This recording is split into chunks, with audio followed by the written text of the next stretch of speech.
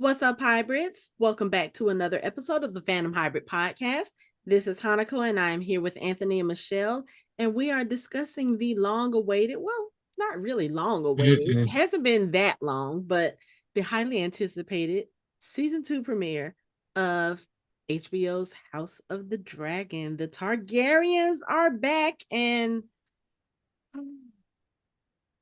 they are not playing games at all. No, not at all. Ooh. At all. We hit the ground running. Yeah, we did. Man, let me tell We you. did. I was expecting some drama to come back, especially given where we left off last season. I did not realize we were going to get the whole blood and cheese part of the story in the first episode. Then when they announced the titles of the episodes, I was like, oh, y'all are going to end this on a dark note for the first episode. But before we start, how many seasons is it supposed to be? I don't know. I had heard rumors that they may go to 5. I don't know if they'll stretch it that long, because if you think about it, the story in Fire and Blood, the book that they're taking this from, it's not a long story. Mm-hmm. I don't think the Dance of Dragons, yes, it lasted years, but the way that they've been plowing through this story is like the first half of season 1, they literally covered a 10-year span, and then it kind of went from there. So I don't know if they have 5 seasons worth of story to tell. I don't think so. They can probably drag it out, but we do know that they have already been renewed for season 3. That renewal happened before season 2 even dropped. So I'm kind of sort of thinking maybe season 3 could be it. Yeah, it should be, but because they're moving pretty fast, right? Yeah. If you're already at blood and cheese, then yes, yeah.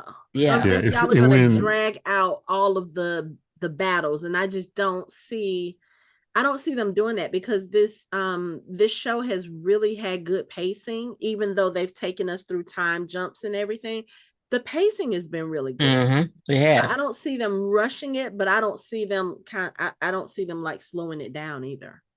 The one thing they do have on their side is that the story, that the book is an unreliable narrators, right? Like accounts that aren't necessarily accurate. Mm-hmm. So they have a lot of wiggle room with what they can do, but I still don't know if they can stretch it out to 5 seasons. That seems like a lot, especially when Daemon came in and he was like, okay, we gotta go kill Aemon. I was like, wait, hold up, y'all, it ain't time for that yet.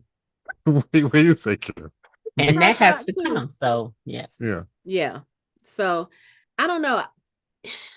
I would say maybe they can stop at season 3, especially since it's now been announced that there is another Game of Thrones spinoff being produced.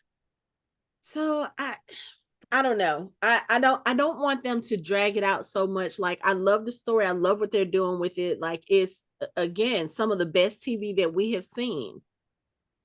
But I don't want it to get to a point where they're just keeping it on the air to drag it out, and then they may end up fizzling like they did with the main show, the flag. And that's the point right there. We don't want to get to the point where you just fall off a cliff. Well, no, you jumped off a cliff. And I think, if I'm not mistaken, I think George R.R. Martin is executive producing and consulting on this one. So I don't think he will let it get to that point. With the main show, his involvement ended, if I'm not mistaken, I believe around season 4, season 5, to where because he had to get back on writing The Winds of Winter. And is it done? Apparently he's scheduled. We're not even about to start this conversation. Okay. He scheduled the book. He scheduled a book party. Oh, okay. Wait, what? Yeah, I read a rumor that he was getting ready to schedule that's a book that's release. a rumor. I'm not putting. Yeah, so you see what I'm saying? He left so he can work on the book, and we don't have the book, so that's okay. Yeah. So hopefully they go for quality and not money, because this is pure quality right here. So yes. Okay, let's get started with this episode. We're going to talk about quality from jump. The opening sequence. Yes, beautiful and informative. Oh my God. The way that they have that tapestry weaved, and it's starting to show like the Targaryen background, and you know, this history of the Dance of Dragons. Like, if you can really freeze frame, Anthony, but if you do pause it and kind of look at what's being told, you can almost tell what's going to happen. And I know for those of us who have read the story or read part of the story or are familiar with the story, we can say, oh, okay, this is that battle. Oh, this is that battle. Oh, this is when this happens.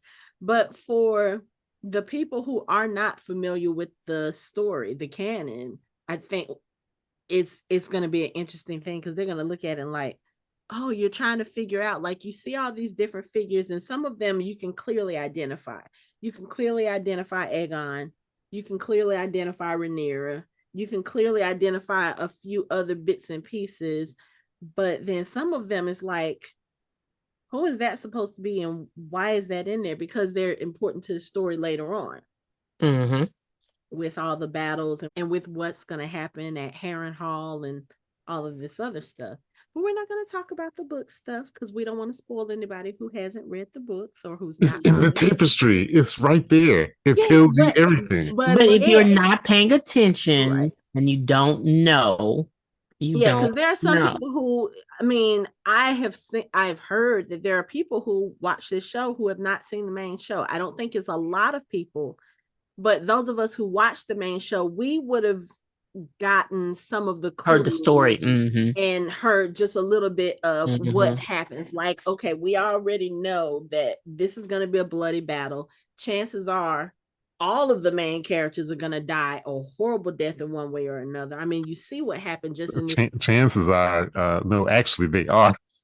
Not chances. I'm trying to be a little elusive, but yeah, I mean, it's going to be obvious. So I mean, like you said, the story is there in the tapestry, but again, there are figures in that tapestry where, you know, some of those characters haven't even been introduced yet. I do think that Alicent's brother was cast for season 2, and that's someone we have not heard anything about, because we have not. You know, and then of course, you know, we have some of the Starks. We saw Lord Cregan Stark in this episode, who is at the wall, but he really did remind me a little bit of Ned Stark. Ned. Yeah, I must say Ned. I would say Ned. Yeah. Now, I will say this: when we first see Jace at the wall, looking like a younger Jon Snow, I was confused, because I was like, that supposed to be? And then I looked at his face and I was like, oh my God, the way that this boy aged in just 2 years. Yes, I thought that too, because at first I thought it was a different guy. I was like, is he different? But he sounds the same. Okay, he looks. That's the thing about casting young boys. They grow fast. They grow. Yeah. They grow fast. Faster than the girls, but they grow. Yeah. But we do get a little bit of some dialogue between Lord Cregan Stark and Jace, because, you know, Jace, his part of the mission was to go to House Stark and also to the Vale to say, hey, you guys said that you would support my mother way back when, so I need y'all to do this now with this war. And at this point, he doesn't even know about his brother. He actually finds out about his brother in this scene, which I was like, okay, I already know that Luke is dead, but are y'all going to be tearing my heart out the whole episode about this? Because the scene where we see later with him and Rhaenyra, I had to pause the TV. I was like, I already know he's dead. Why am I crying like this? Because that was his. I mean, you know, that was his brother, his younger brother. That was hard. That was. Yeah. And they were close. Yeah. Mm-hmm. But and I like that we're getting like some information about how things work from the original, like how the guys figure out who's gonna go to the wall. I like watching that where it was like, oh, let's just pick a stone out of the bag. If it's black, it's on you. Yeah.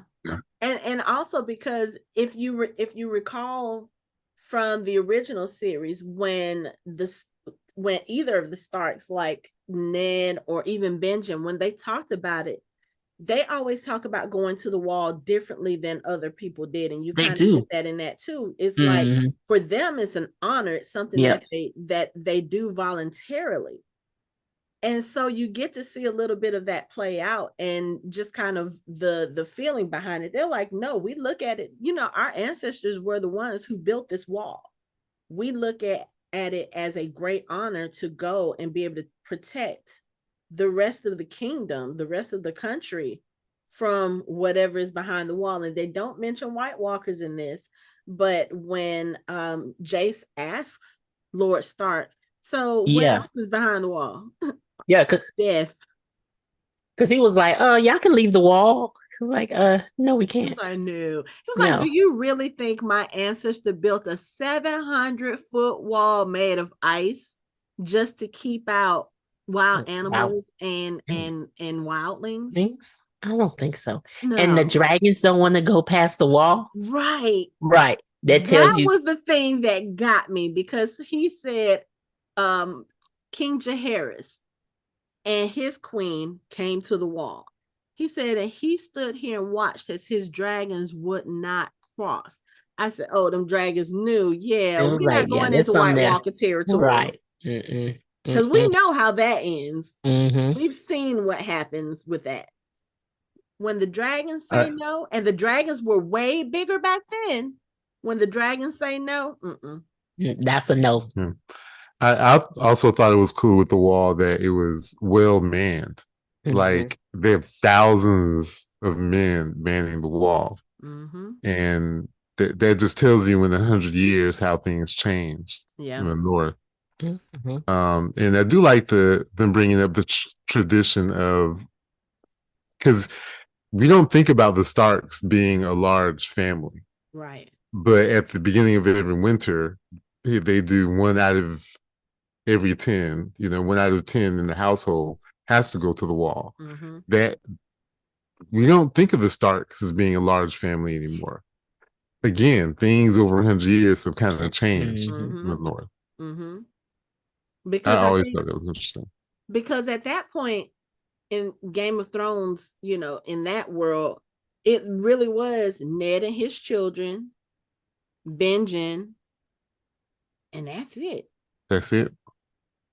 That's it. There were no, we don't hear of any cousins. We don't hear, because if you think about it, the Mad King killed what? Killed the dad, killed the older brother. Yeah. So that really is the last of the Stark line. And that Stark line is going to end with Bran, because they don't have anyone else to keep the line going. And he's done with kids, so yeah. We don't know that. Oh, you think he don't have some kids? We don't know that. Okay. He's the 3-eyed raven. I don't think that's on his peripheral. Yeah, I don't. Yeah. He should want to extend. Let's just leave the possibility open. Okay, we'll leave it open. Yeah, because this is leave it open. He was young. He's young. Let's leave it open. Yeah. Okay. Unless he foresees something that he needs to do. Okay. And also with we know what's her name. If she has any kids, they're going to be Starks. They're not going to be whoever she marries. Sansa. You don't think so? Oh yeah. Okay. If you they'll be hyphenated. Well, I think Stark will be the last name, really. And if she's the queen of the North, she can name them whatever she wants. Oh yeah, they're Stark. Yeah, because I was just thinking about that conversation. Stark here, Stark there, Stark everywhere. Yeah. I was thinking about that conversation Corlys and Rhaenys had last season when they were talking about Luke and Jason and Joffrey, and she said, Rhaenyra's kids are not your kin by blood. He said, blood doesn't matter. He said, in 100 years, blood won't matter. It's the name that will carry you. Oh yeah, definitely. So, yeah. Yeah. So, but yeah, another shout out to the Starks. I think I have a new favorite Stark. He just seemed really cool. Yeah, he really did. Yeah, but I'm not getting attached because this is Game of Thrones and how the Dance of the Dragons. I'm not getting attached. I'm not. But the thing is, when he says a Stark never forgets their oath, you hear him say it, and you can tell he actually means it. Oh yeah, like some other Starks we know. We can't go to that. Okay, yeah, that's true. Absolutely. Right. But also when he was talking to Ned believed it, but okay, Jace about needing about the men, and he was like, we have to man the wall, but he said, I have, what did he call them, gray beards? He said, I have about 2,000 gray beards. Basically, he's telling them they're seasoned, they fought in battles, I can get them ready to march for you. And Jace is like, well, if they can fight, then the queen will have them. He was like, oh, they'll fight like Northerners. He was like, look, just because don't get it twisted. Right. They probably fight better than the soldiers you already have. Right. Okay. He was that might be your best fighting force. Northerners. We gonna go and whoop some ass. So if you need them, we can get them ready. We can do this. Okay. I was like, oh, I like this. He's very he's confident without being arrogant about it. And I think that's what I like about him. But also, I mean, Ned Stark was the same way. The Starks just kind of have this confidence about themselves because they're very secure and they know who they are and they know what they stand for. And I mean, even, I know you were throwing some shade at Rob, Anthony, but even Rob, aside from the fact that he let his heart get in the way of his duty, he was also very confident, even as a young person, someone who had never been to battle, but he knew what he needed to do, and he was very successful up until he married Talisa. Okay. And even that could have worked out if they had not. It really could have, right? But unfortunately, or it could have worked out, and you already know you live in this society. As a woman, you'd be like, I do love you, but I know that you have to marry a certain woman, and I can still be your mistress. You know the politics of this and the ramifications, and y'all still was like, it's love, okay, and see what it got you. When you could have been happily living in the castle with him in a separate wing. Yeah. With his 5 kids, and his wife only would have had 0. So, it would have worked out. Could have. But, okay, whatever. Yeah. Okay.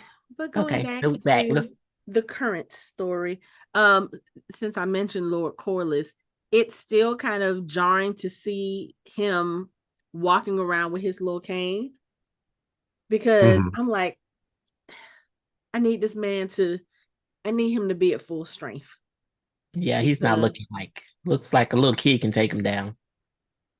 I don't know, but I mean, the fact that his main ship made it back from the Stepstones, that was impressive, because even though they're working on the ship wasn't as damaged as you would think it was for someone who's been through what he had been through. Like, he was literally pulled out of the water half dead. And he was like, look, we got to get this ship back on track. We got to keep this blockade going. And then again, here y'all come with the dagger moments. The guy pulls out the dagger that the Smiths, I don't know if it washed ashore, if they found it, or he said the Smith finished it. Yeah, like he was having it made for Luke. He was going to give it to Luke, and then Luke because Luke was his heir. Yeah, and that's the thing too. He really did seem hurt by it. All this stuff that went on last season with the question of legitimacy and all this other stuff.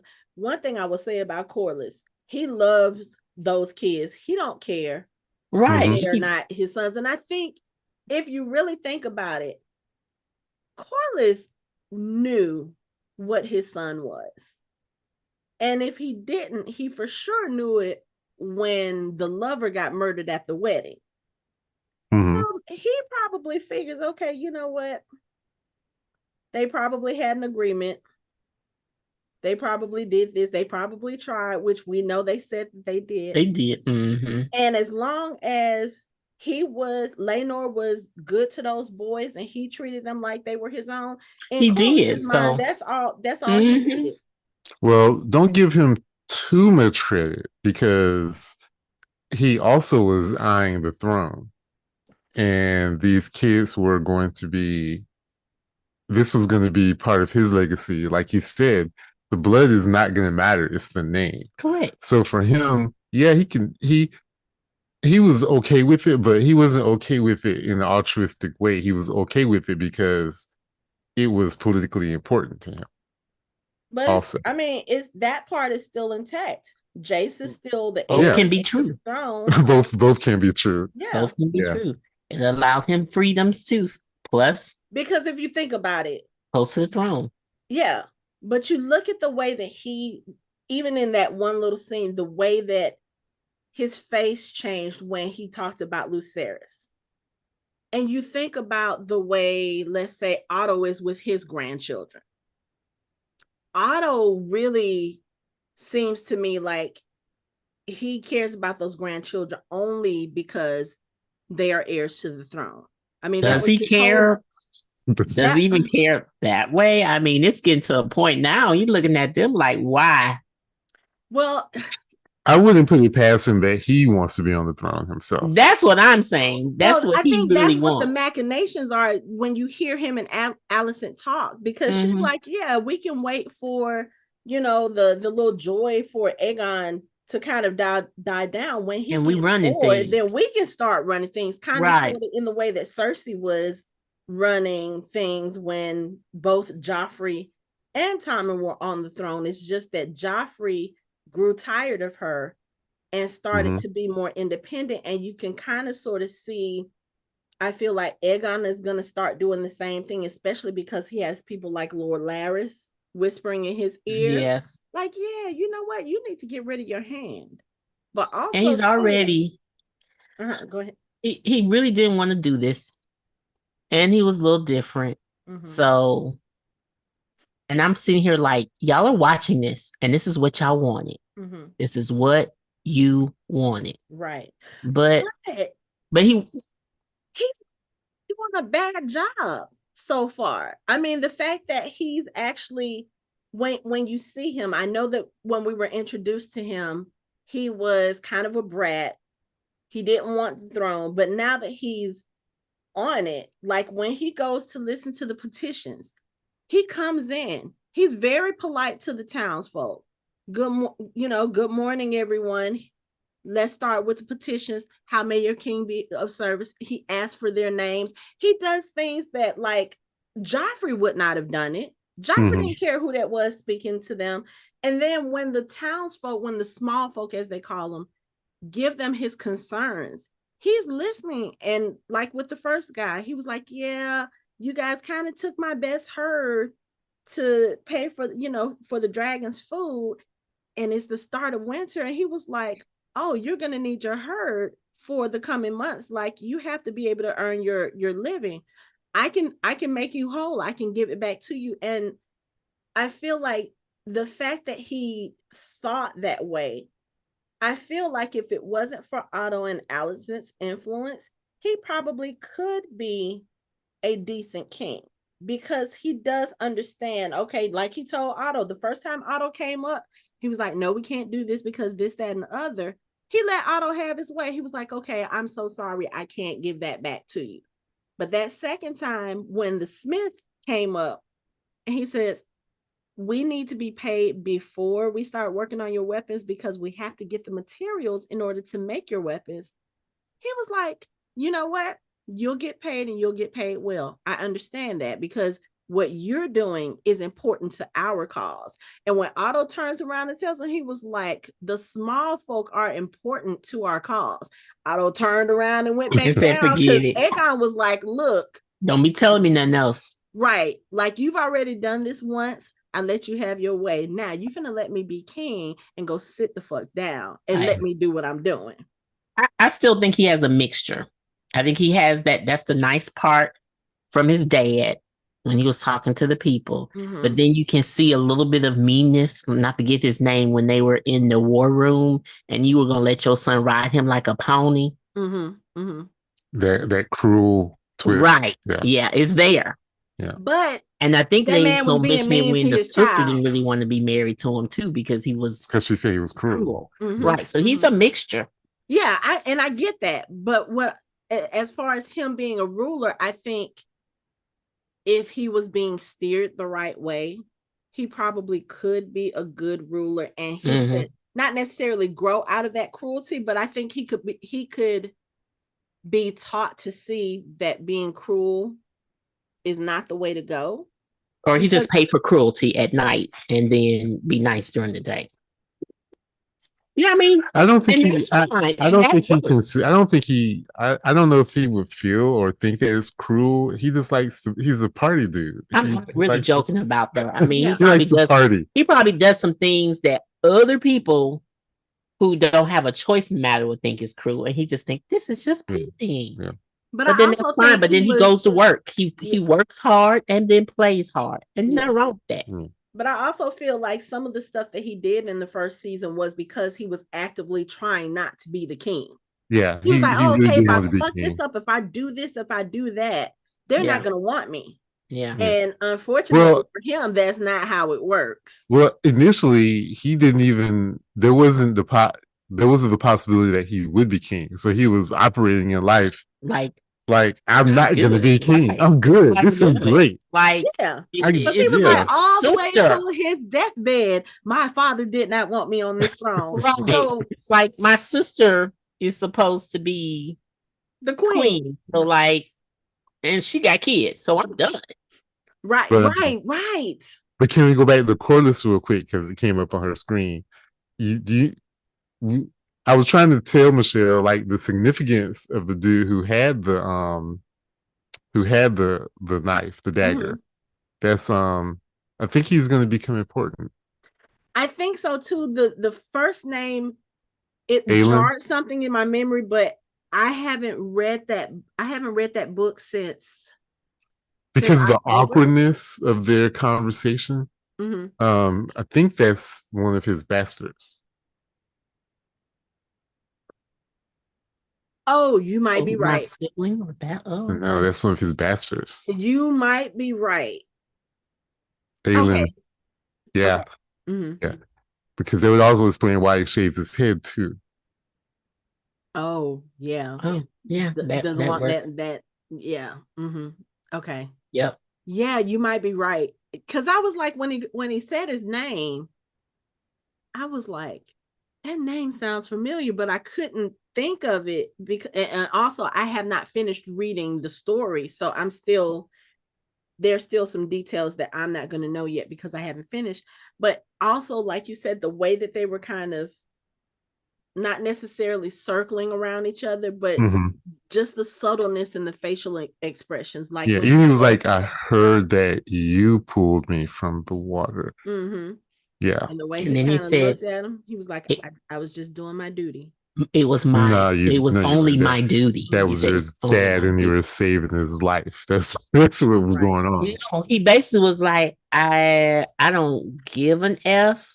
It was my duty. So don't make this about me caring about you, because it was. I did what I was supposed to. Yeah. And he had an Aelin of Hull means he's a bastard because he doesn't have a name. He's named after the hull of the ship. Okay. So interesting. Yeah. Well, I kind of know why he's important, because they have a dragon they need a rider for. I think you're right. Yeah. I think you're right. Oh, doggone it. Now I got to find some time to go back and finish reading that story. And I haven't read it. Like I just know, when you do the count, you got there's a dragon and he's riding. They don't have any more, yeah, Targaryens. There's no, yeah. they're we got to Because I find do know that they are going to have some regular folk. I'll just call them that. They are going to have some regular folk as dragon riders. So yeah, I think you might be right. And I think, okay, I'm not going to say anything because that'll be like, yeah, because I think there's the dragon that's still in mourning for Jaehaerys, right? mm-hmm. That's the one that doesn't have a rider. That's the one that's the one that Daemon went to go sing to, right? Mm-hmm. Mm-hmm. Yeah. Mm-hmm. So okay. Okay. All right. So yeah, I need to go back and look at that because I did kind of wonder why that exchange was so, it wasn't weird, but you can tell that there was something there. Mm-hmm. And now that you say it, yeah, because when he gave him the blade and he did say something about, I was sorry to hear of the death of your heir. Not the death of your grandson, the death of your heir. Huh. Okay. Okay, good catch, Anthony. Because I couldn't remember. I was like, why is that name rattling around in my brain? Because he also, Corlys made kind of a gesture when the guy mentioned his brother. So I think there may be more. There may be two. Mm-hmm. So, okay. All right. Now you got me thinking. Okay. See, the show got possibilities. Yeah, it does. It does. Mm-hmm. And I was talking to Michelle. I don't want to go off on a tangent, but the writing is really good, and it's just the first episode. Mm-hmm. And like I think some part shows, of it too, yeah. Some shows that act like that, I just don't want to. It'll be fine. It's hard. It's hard. It's hard for him because we're watching Interview with the Vampire, we're watching this and it's quality. Yes. With the writing, the acting, and then I mean, even the way that they're telling the story, so it's kind of so it's hard. We get it. It's hard.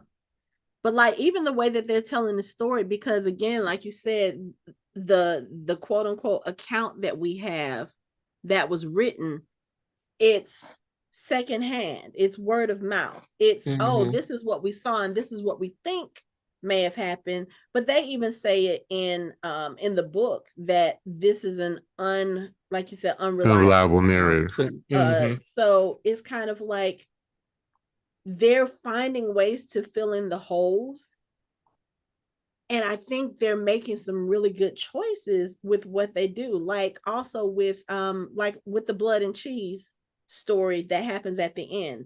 So anybody who's familiar with that story knows that blood and cheese are these two people who we don't know what their true identities were.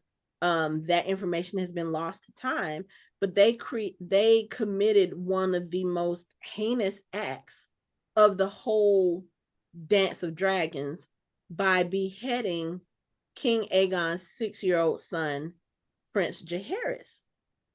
And the way that they tell it in the book, it seems like the act was more straightforward, more cruel, and like, oh yeah, we're just gonna go kill this 6-year-old kid. And the way that they tell it in the show is almost like an accidental thing, because their goal was to go and kill Prince Aemon, because that's what Rhaenyra says in the 4 words that she speaks in this episode. I want Aemon Targaryen.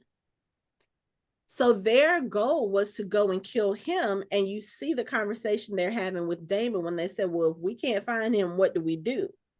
And they purposefully cut away from Daemon's response. So we don't know how he responded, but we do know that he said to the big dude who is blood, a son for a son. So for the fact that they're like, oh, we just happened across the queen, and those are that's the prince and the princess. Oh, okay. Well, if we can't get one prince, we can get another prince. And it's just kind of like, it gives it a little bit more nuance, because if they had found Prince Aemon, then the whole story and everything that might have happened in the Dance of Dragons could have gone a totally different way. Mm-hmm. Because they could have killed Aemon, and the Greens might have said, okay, you know what? You got us back for what he did to you. That was him. Let's try to find a peaceful solution. And they could have gone back to their talks about trying to have Rhaenyra bend the knee, which of course we know she's not going to do. But there might have been a way to avoid what happens from this point on. But you just killed Jaehaerys and very. So now it's a point of no return. There's point of no return for this right here. There isn't a way to avoid any I know. any of this. It's all Alicent's fault. Like, there's no way to avoid. It all comes back to her. Yeah. So I don't know if I would say her. Otto. Otto is the architect.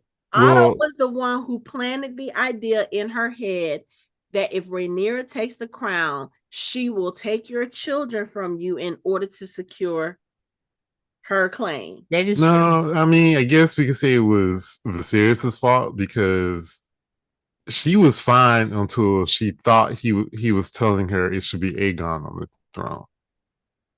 By her hearing that, she was like, what, really? No, we can go back. Let's just go back. He should have married someone else. Okay, well then now we're back to Otto. So yeah, now we're back to Otto's fault. So Otto was the one to get him to marry his daughter, which is I will place all of this. Yeah, so it's Otto. Now she is becoming of age now that some of her choices is on her and Otto together. Yes, Monaco. No. Yes, because she is not that child. No. I totally she was going to talk about the Kingsguard dude. Yes, I saw the look on her face. Because let's talk about these hypocritical motherfuckers. Right. I had to pause. I see. Is this the same Cole who was up in arms? You took my oath. You made me break my oath. But you over here. Okay. I said, well, okay. That's okay. Not just once. Twice. She feeding him those lies. I'm sorry. My bad. No pun intended. Yeah. Not just one. It's probably every day. He can't even make it to duty. That's why the poor prince is dead. You know what? And my thing was, when they came out of there, first of all, I gotta give it to Alicent. I can't begrudge her, because that's probably the first decent dick she's had in her life. It's true. It is. So Larys ain't giving it to her.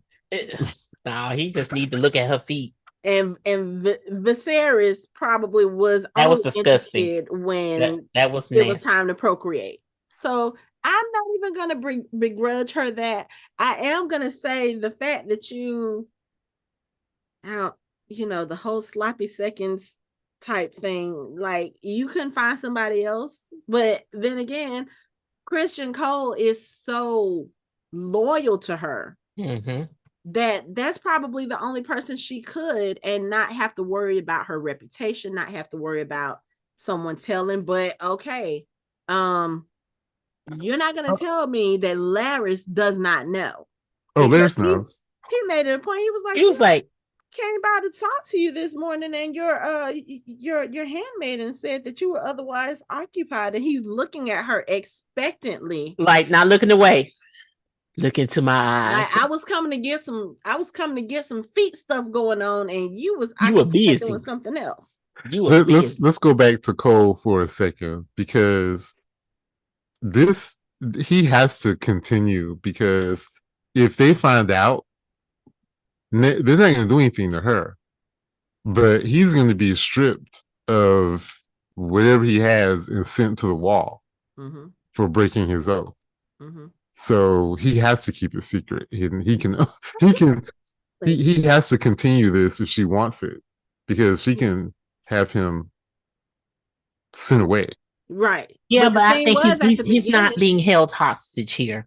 He's participating. He is, but he doesn't have much of a choice in the matter anymore now. But I don't even think it's about that, because I think so. that he's had feelings for her for a while. Yeah, I think he's in love with her, and you can just tell it in the way the same way he was in love with Rhaenyra.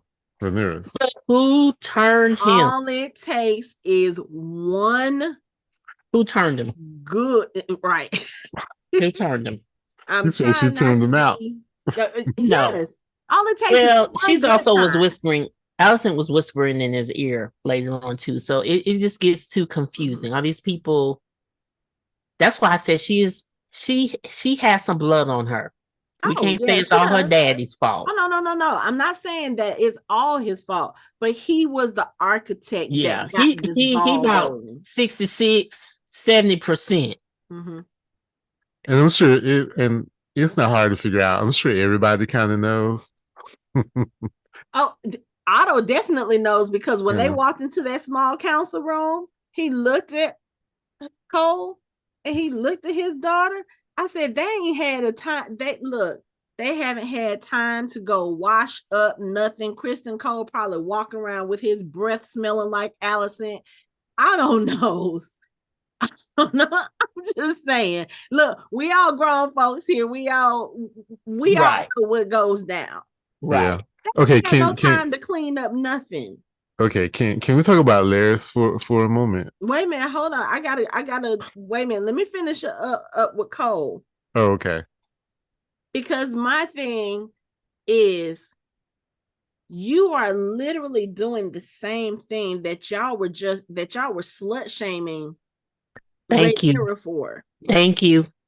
Y'all call her all kinds of hoes and sluts, and right. She has no honor. And even in this episode, him talking to Aemon, she was a cunning serpent and blah blah. Dude, I saw somebody posted a tweet. It said that's a long time to hold a grudge because somebody didn't want to leave and go grow oranges with you. It is. Like, dude, let it go. He's still holding on to the grudge. Holding on. I mean, I had to pause, like, wait a second. Y'all talk about her so bad, and y'all doing the same thing. I'm confused. Right. Especially at the end, because after the first interlude in the episode, when he was sitting there eating her out, she was like, we can't do this anymore. And he was like, okay. And I was like, yeah, y'all gonna do this again, because the way he was looking like. She meant during the day. She meant right before a war meeting. That's what she meant. She didn't mean forever. She had to, because clearly she didn't mean forever, because your grandchild being murdered and y'all having a good time. She was having a good time. And then I thought that maybe she had found another lover. And then when he turned around in the bed, I said, that's interesting, because Helena sees this. But of course, Helena is in no state of mind for that to even register at the moment. But I was just like, you dirty dogged bastard. I was like, I kind of sort of want them to get caught, because everybody was like, everybody's like, the real villain of House of the Dragon is Sir Kristen Cole. I hope that wasn't his post. I really hope that wasn't his post, because the heir is supposed to have a Kingsguard outside of their quarters. Right. They go in for the night. I hope it wasn't his post. Yeah. I hope not either. But see, that's something that they did change from the book, because one, in the book, it never does say that Cole and Alicent hooked up. I think there may have been suspicions, but nothing ever confirmed. But also, the way that whole scene goes down in the book is that Blood and Cheese actually came into Alicent's rooms and took her hostage, killed her handmaiden, because they knew that Helena brought the children to see her to say goodnight every night. So they were waiting for her, and they ambushed her in Alicent's in her rooms. And that was so, like, in the book, they have 3 children at this point. In the show, that third child has not been born yet. That was Maegor. So he's not been born yet in the show. But the way that the story happens in the book is that when they confront her with her 3 children, she has the 2 twins who are 6, and then she has the other son that's 2. They tell her, an eye for an eye, a son for a son. You need to choose which one of your sons you want to die.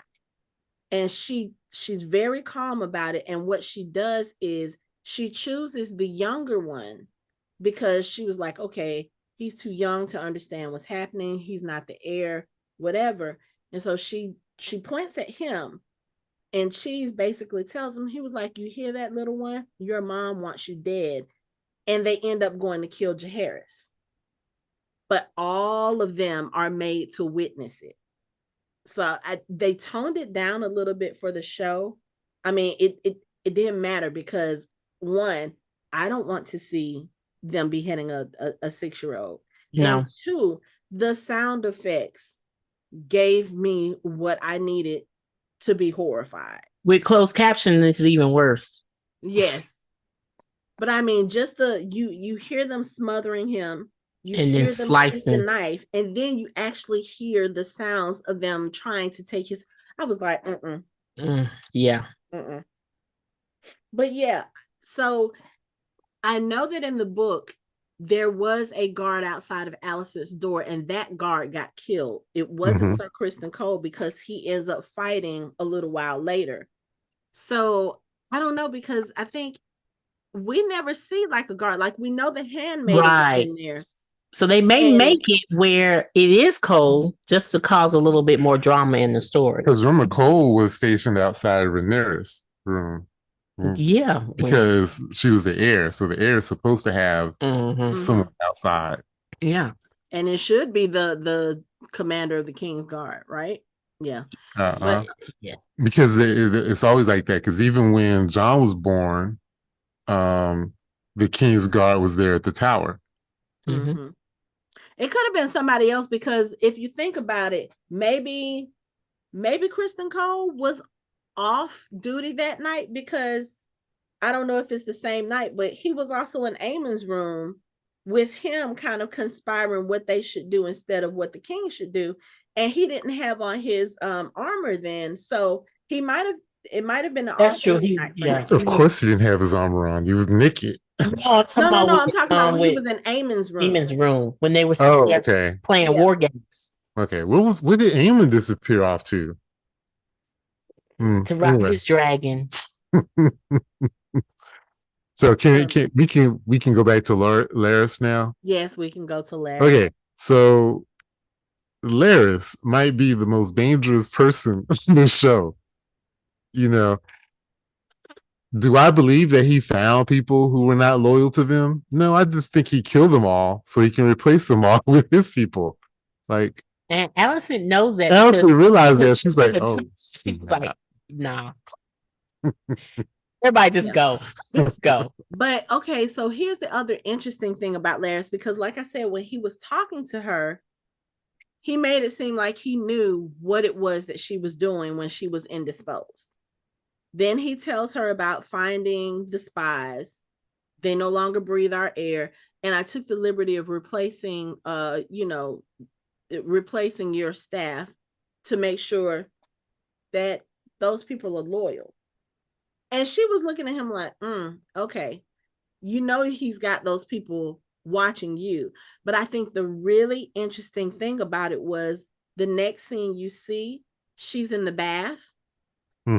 And while she's in the bath, one of the ladies puts some leaves in a cup, and she keeps looking at the cup. And I think that was the tea that they brew for afterwards to make sure they don't get pregnant. And I think that's what that was. And that's why she was like, get out, get out. Because her seeing that, especially because we know she knows how to make it, because she had to do it for the young girl that Aegon had raped. The fact that she saw that was Larys letting her know, I know what you're doing, and I'm keeping an eye on you. That's why she was so freaked out. She was like, "Get out!" And Right. then you saw her looking, and she was and that's scrubbing when her she was arm, and like, she was very methodically just scrubbing that one part of her arm because I think she was freaked out. And also from what he said, that he got his people in there, and all these people are his people, and they know what I'm doing, and he can tell them to do something to me, and no one will know. Mm-hmm. But you caused that, so okay. Right. Stop showing your feet. You have to be careful. I mean, what was it that he said last season? He said when he killed his father and brother, because she was like, they're dead. He was like, whatever the queen wishes for. She was like, I didn't ask for this. He was like, you basically said, and so I interpreted it as, and so now I have you complicit in this. So now I can get you to do what I want. Mm-hmm. He is a sneaky man. Now, if he Littlefinger sneaky, I don't know yet. I was re-listening to some of our discussions from last season, and I think you called him a great value Littlefinger. Yeah.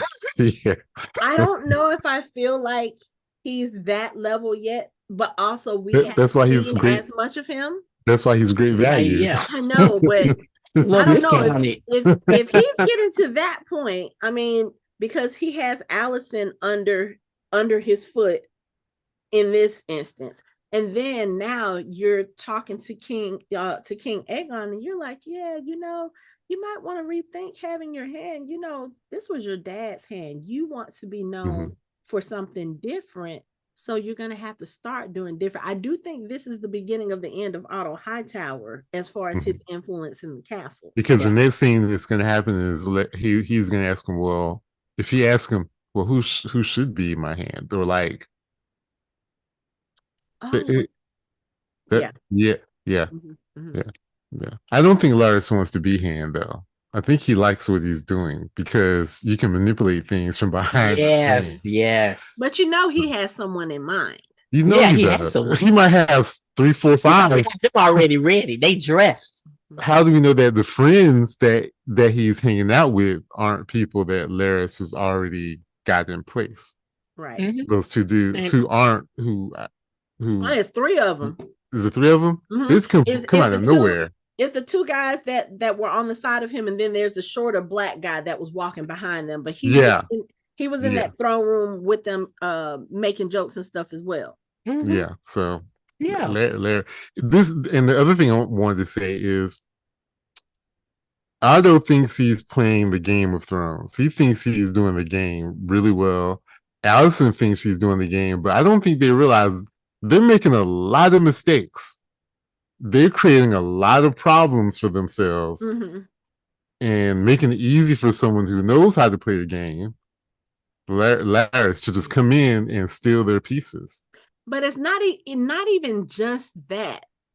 When you are making mistakes or making moves where other people can look and say, okay, this is what you're trying to do. This is what you're trying to do. The fact that Aemon was like, yeah, you know what? My brother is being held. He literally said he's being held hostage by my grandsire and my mother. And he was like, Otto thinks this, and Alicent is just, basically, he's like, my mother is stupid. She still loves Rhaenyra. She's trying to do this peacefully. Like, what was that whole line? She said, has Rhaenyra responded to my letter? And the dude was like, what, your apologies for killing her son? No. Like, you really think she's going to be like, oh, Alicent apologizes for her son killing my son? And no. If everything between Viserys's death and then hadn't happened the way it had happened, Rhaenyra might be like, okay, I can see where Alicent doesn't want this to go to war, because they were starting to make amends the night that Viserys died. But you usurped her throne. Ain't no apologies. And then on top of that, your son killed his son over an eye. Really? Right. And he's still upset about, and he still want revenge for. He's bad as cold. Right. What was it? Otto said this thing to him in the book. He said, you've only lost one eye, but how can you be so completely blind? Like, do you not see what you just did? Like, he is so, and he started it too when he was kid. It was your fault you lost the damn eye, and you still seeking revenge. Yeah. I'm like, come on. You look good with the eye patch. He helped you out. He made you grow a pair and be strong. He made determined. You the man you are today. Yeah. Losing that eye. As he did. And that was what's her name's prediction when she said, what did she say? He said he'll never get a dragon. She said, but it'll cost you an eye or something like that. Yeah. Yeah. Look, we need to have her in every room. They need to start listening to her because in this episode, when Aegon is trying to get Jaehaerys to go to small council, which, okay, again, let me stop this. The fact that he wanted to take his 6-year-old to small council, he was like, well, he's going to be the heir. He needs to start his training. Okay. You got some of the sense your daddy didn't have, because we talked about this last season. When Lucerys made Rhaenyra the heir, she should have been included in the small council meeting so that she could learn to rule the country. But that's neither here nor there. We know she was in there. She was a cup holder. She heard everything. But whenever she tried to say something and give them some advice that might have actually worked, she got shut down and literally sent out the room. Yeah, but that 6-year-old didn't need to be in there. He playing with the balls and stuff. He all over the place. But I'm just saying, the fact that he even has it in his mind, like, okay, this little boy needs to start learning what it is that we're going to do. And also, again, like I said, the fact that he actually seems like he cared about his child, like he was giddy with that child. Yeah, while watching him, you don't really see that with that side of the family. You don't. You didn't really see it with Viserys and those children, except for when they were young, when they were toddlers. You don't really see a lot of motherly affection with Alicent and her kids until they get older and she's trying to guide them in the way that they need to go. But that's not even affection, though. Yeah. You know, it's not. She's not showing. It's a big difference between the Targaryens and them and how they care about their kids, the whole entire group. Yeah. You know, Aegon is a little bit different. You could tell he kind of, he doted on that boy. But when he comes in there and Helaena says, I'm afraid, he turned around and looked at her like he was really concerned. And I was like, okay, maybe he's growing out of that cool stage. Because when she said she was afraid, he turned around and looked at her and he was like, we have Vhagar guard and nothing's going to happen. And she was like, no, not of that. I'm scared of the rats. And then that's when he was like, oh, she's talking her nonsense again. But he didn't belittle her. He made a little comment. He was like, what was it? The queen and her flights of fancy or something. He didn't say anything that was cruel about it. He was just kind of like, oh, okay. She's in one of those moods again. I need to listen to her. Because at first he was like, what are you afraid of? Like, he really did, like you said, seem concerned. He really wanted to know. And instead of like, and I think this is something I've seen more with Aemon, with Helaena. Aemon last season, whenever Helaena would say her stuff, he never looked at her like, everybody else is looking at Helaena like, oh, she's crazy. She's off her rocker. She's talking nonsense. Even Alicent kind of talks to her like, okay, whatever it is you're saying. But in this one, Aegon was looking at her like, okay, so she's saying such and such, but he didn't say it in a nasty way. It was just kind of like, okay, I don't understand what that means, so we're just going to ignore it. But they need to start listening to her, to Helaena, because she warned them about the dragon coming out of the floor when Rhaenys escaped. She warned them about the rats. Yes, she has reason to fear the rats, because it wasn't like the rats per se, but the rats are the excuse that got blood and cheese into the castle to murder her son. If I'm not mistaken, didn't one of her ancestors predict the doom of Valeria? And that was why the Targaryens went to Dragonstone? I think so. It was way before. It was like they went to Dragonstone way before it happened, but it was one of the daughters was like, yeah, the doom of Valeria or something. And then they left. And people are looking at them, why y'all going way over there? There's nothing over there. Nah, we're good. Yeah, we're going to listen to her. Yeah. They need to. They need to start paying attention. When she starts mumbling or saying something, y'all need to look. Lord Laris, he's supposed to be so smart. Have him go in there and talk to Helena. But you know what? She might tell him something he don't want to hear. She might say something. He might be like, "Oh wait, this is about me. Let me get the fuck out of here." Yeah. Right. But yeah, that poor child, and knowing what happens to her character in the books, I'm almost scared for this season because I don't want to know. I don't know. I don't want to know. you okay. I'll ask you later. Yeah. Because to be honest with you, like after when we knew that this season was coming out, I literally watched everything about it. I did buy the audiobook and start listening to it, but I did not know about Blood and Cheese. So this was new to me. Yeah. Like I know, who becomes king. I know the whole story, how this ends, but I didn't know that part. So I was thinking this shit was made up, but it wasn't. Oh no. When I say, even though this is an quote unquote unreliable account of what happened in this war, this battle, this war, this dance, even without the dragons, it's horrible. It's bloody. It's vicious. Like, at some point, you're gonna get to where you like, all y'all motherfuckers need to die. I ain't team black. I ain't team green. I'm nothing. All y'all need to die, because that's just reset. how brutal it's gonna get. Now for this one, I understand the whole son for a son, and if it had been Aemon, I would have been cool with it, because Aemon, because of what he did, deserves to die. But the 6-year-old, nope, that was taking it too far. And again, we don't know for sure if that's what Daemon told them to do.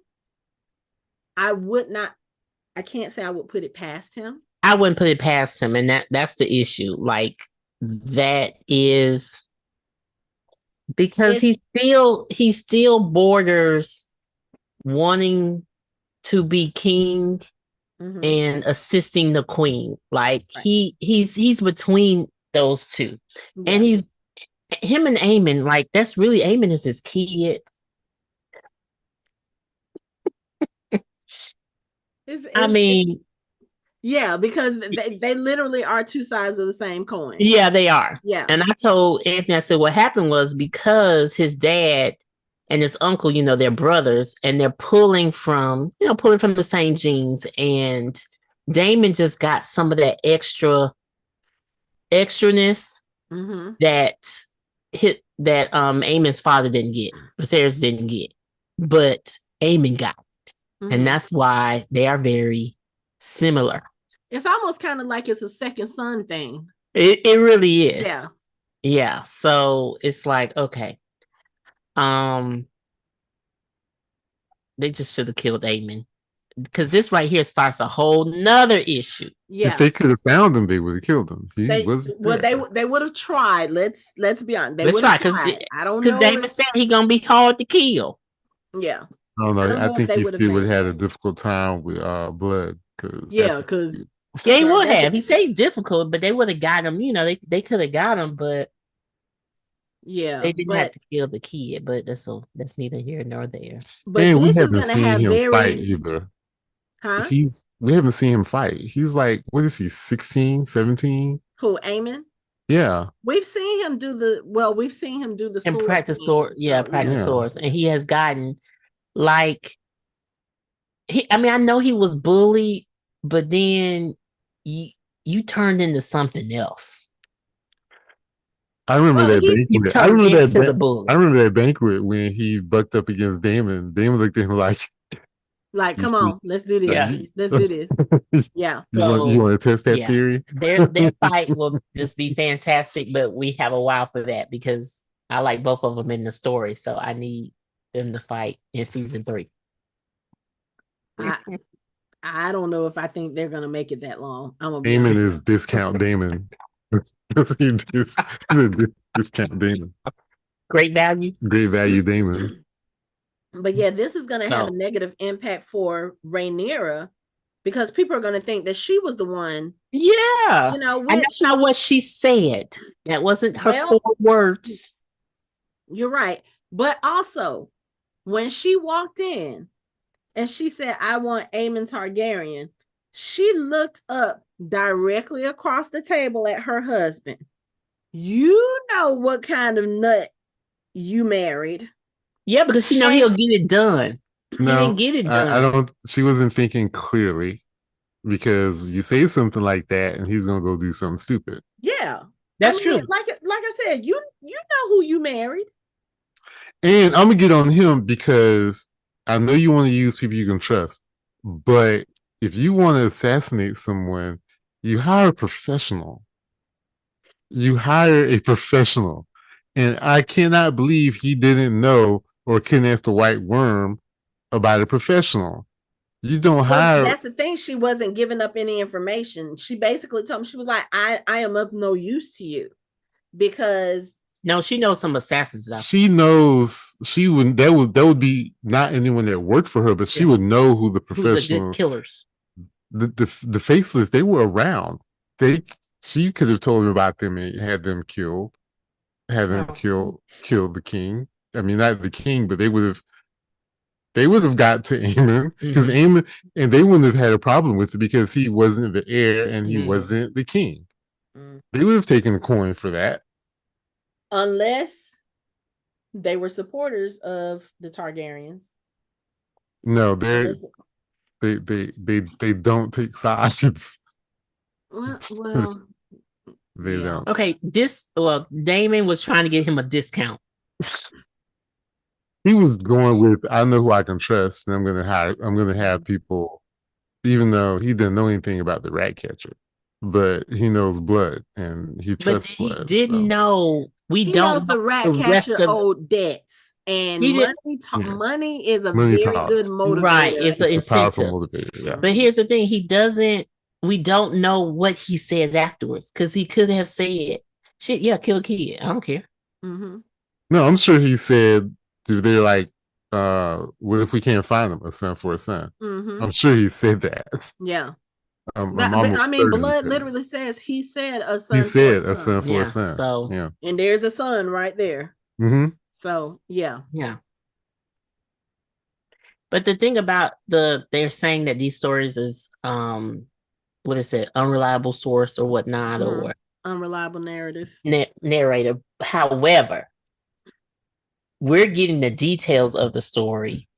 Even though we have that with a narrator, the narrator is telling you what they have heard. So they have heard about 2 people who killed the prince. We're just getting the details. Or they may combine stories, but all this shit happened. Mm-hmm. Mm-hmm. Yeah. It's just that you just don't know, the fine print of how it happened. It could have happened like a year apart, but in his story, it happened 5 days apart, but it happened.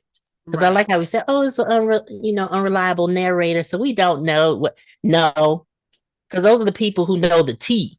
They may not know the full flavor, but they know there was some tea brewing and some of the components of the tea. Mm-hmm. And if there was some cream or sugar. Now, here's the interesting thing.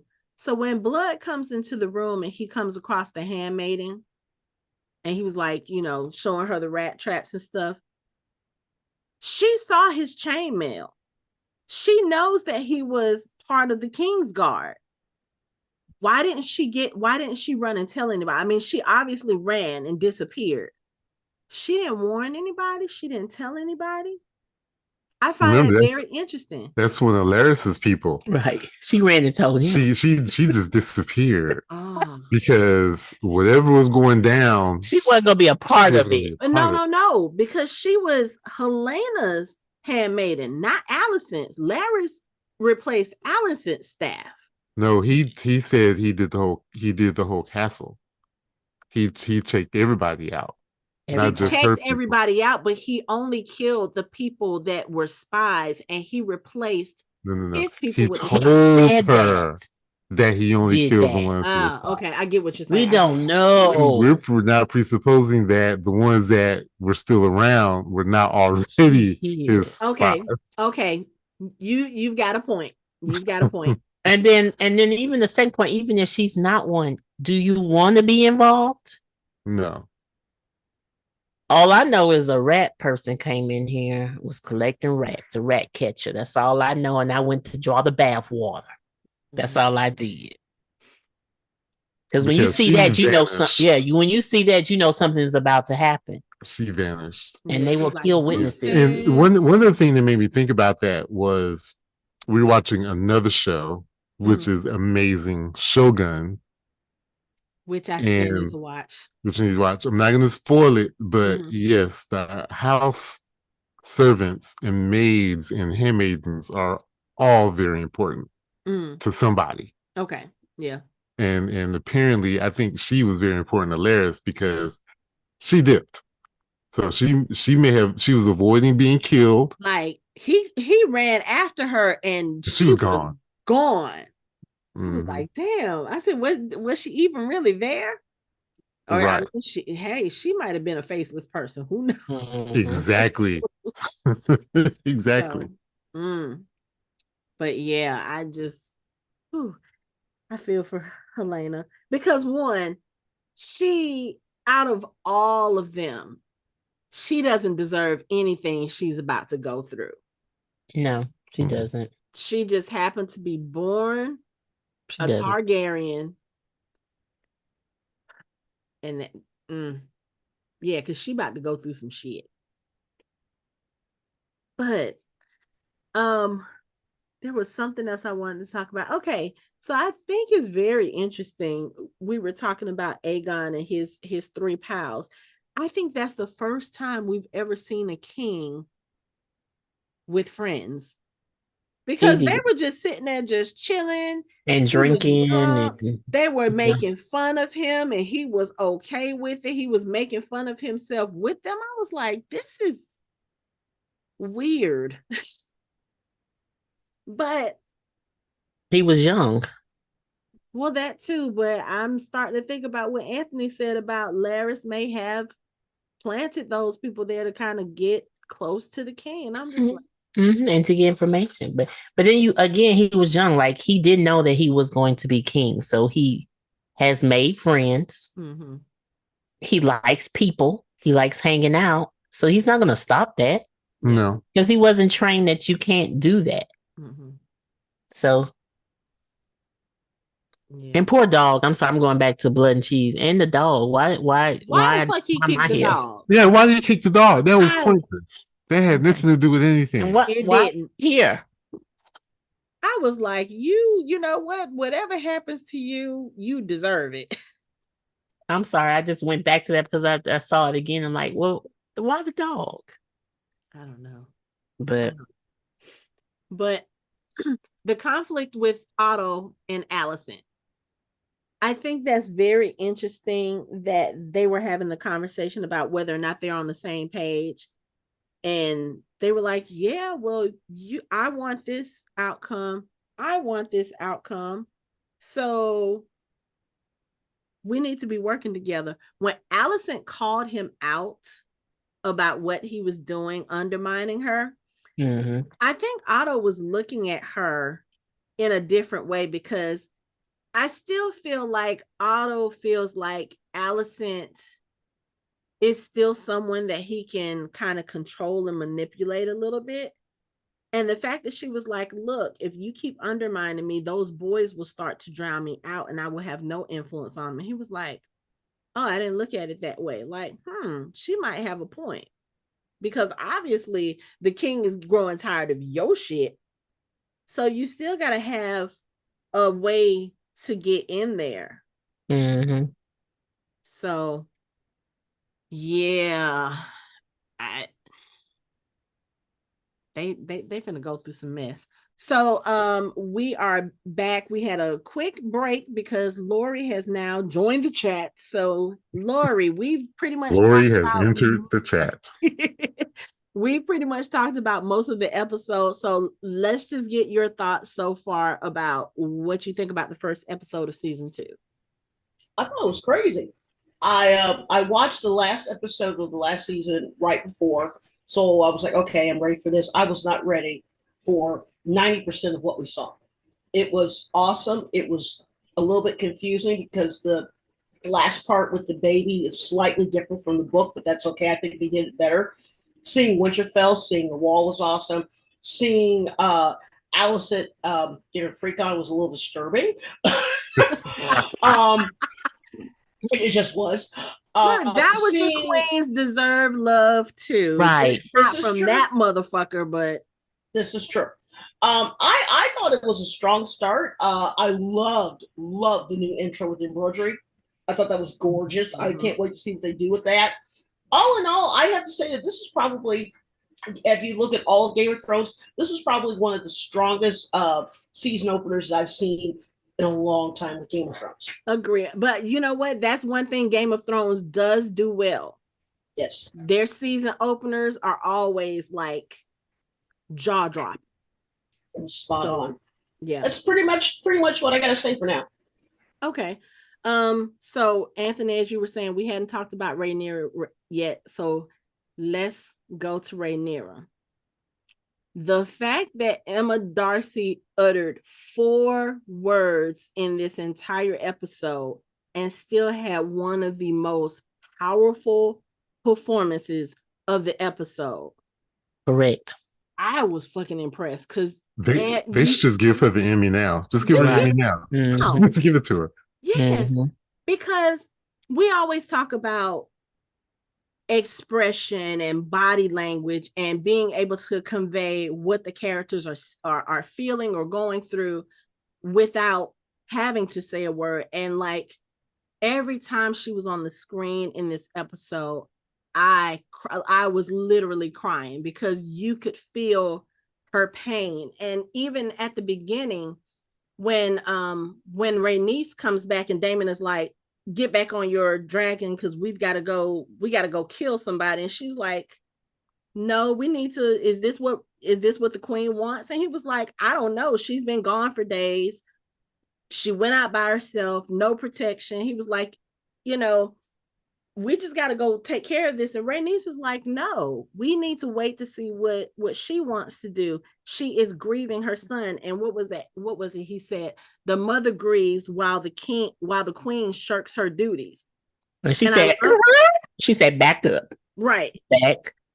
And then she got in mother mode because she was like, when I found out about Laena's death through Raven, I was in torment for weeks, and it wasn't until I saw her mortal remains that I finally accepted it to be true.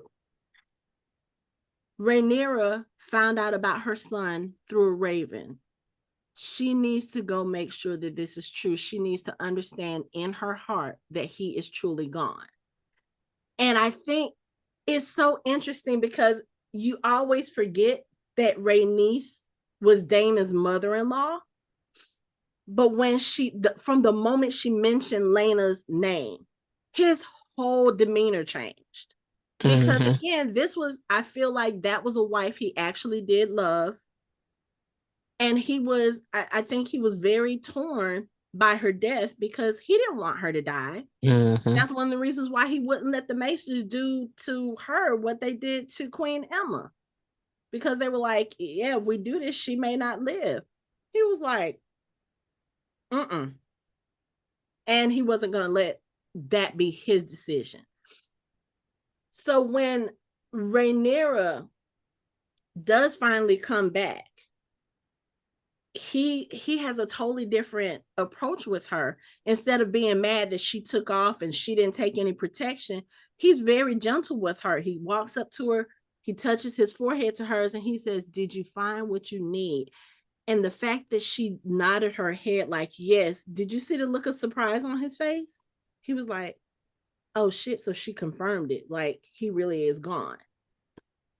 And it's just the little bit that she said, like I said, she said 4 words, I want Aemon Targaryen. But her demeanor, the pain on her face when that dragon's wing washed ashore and part of Luke's cape was in it, the way she broke down. Like, I'm with Anthony. Give her the fucking Emmy now.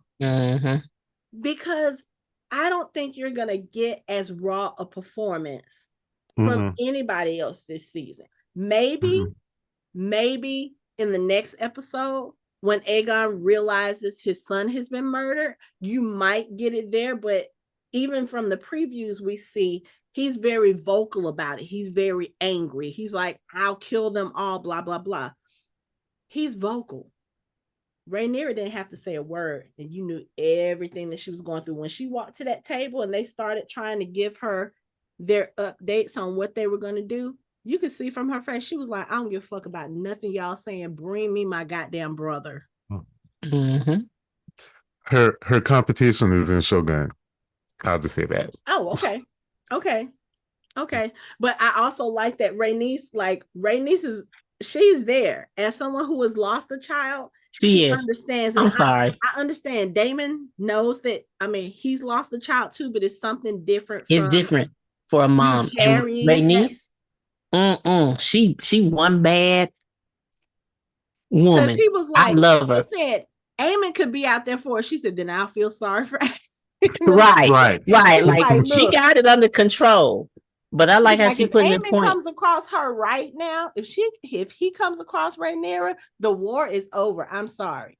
Yeah. Regardless of who Vhagar is. Yeah. I don't think they would stand a chance. Yeah, her acting is phenomenal. And the thing is that I love Matt Smith so much because of Doctor Who. And he's a really good actor. The fact that he actually paled in those scenes with her was just yes, that's what she is bad. Yeah, I mean, exactly. And I just love how she was like, pump the brakes.